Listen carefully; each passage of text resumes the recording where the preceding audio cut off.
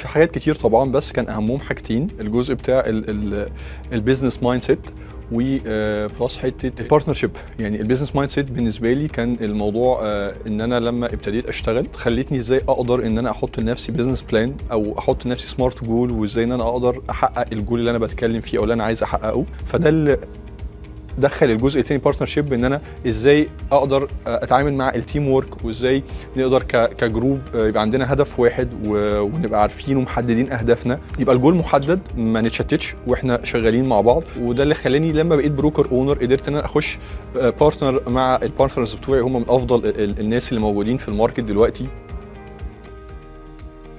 3 حاجات كانوا بالنسبه لي مهمين جدا. كان اول حاجه هي البراند نيم، التريننجز، النتورك. اول بوينت حته البراند نيم، زي ما دايما بنقول احنا الماركت بتاعنا ضخم جدا، الكومبيتيشن فيه مش سهله خالص، فبتبقى محتاج سبورت انك تقدر تشتغل في الماركت ده.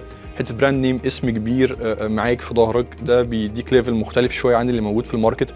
ده كان جزء كبير كبدايه مهمه جدا. البراند نيم محتاج ان انا عشان اقدر اتكلم عنه نكون دايما انفورمبل باللي بيحصل في الماركت، دايما ابديتد، دايما السكيلز بتاعتي مختلفه عن اللي في الماركت. فده الجزء الثاني، التريننجز. فوجود التريننجز في ريماكس كان مهم جدا جدا، ان هو كان دايما بيديني ازاي اكون انا دايما الافضل. بلس الحاجه الاخيره هي النتورك في الاخر، بحجم النتورك الكبيره تقدر من خلالها انك تستغل كل الفرص اللي بتجيلك، بالذات ان احنا كنتورك في معظم مصر، في معظم العالم، فتقدر انت اي فرصه تجيلك مع اي كلاينت انك تقدم له السيرفيس في اي مكان موجود. فدي كانت حاجه مهمه جدا برضو موجوده في وقتها. هي حته الطموح عموما، ودي من الحاجات بصراحه اللي موجوده في ريماكس، شويه بتغير لك تفكيرك في حته الطموح. دايما بتفتح لك شويه المجال انك تبقى انك يبقى في طموح اكبر. حسيت ان انا مقتنع جدا جدا بالموديل، حسيت ان انا قادر ان انا اقدر ان انا اسبورت اكتر مع ناس موجودين معايا.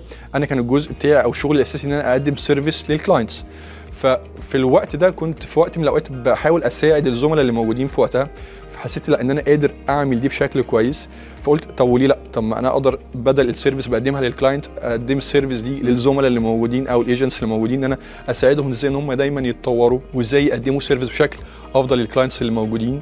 وبصراحه اللي شجعني جدا جدا ده طبعا البارتنرز بتوعي اللي هم ريماكس ايفرست، من افضل الناس اللي قابلتهم في حياتي بصراحه. هم كانوا سبورت جدا معايا في الوقت ده، ان احنا ازاي نقدر نشتغل مع بعض وننجح الموضوع بشكل اكبر. يعني ريماكس بتمثل لي ايه في 3 كلمات؟ يعني هنتكلم اول حاجه، انا شايف ريماكس هي لايف ستايل، يعني ليميتلس، ريوردنج.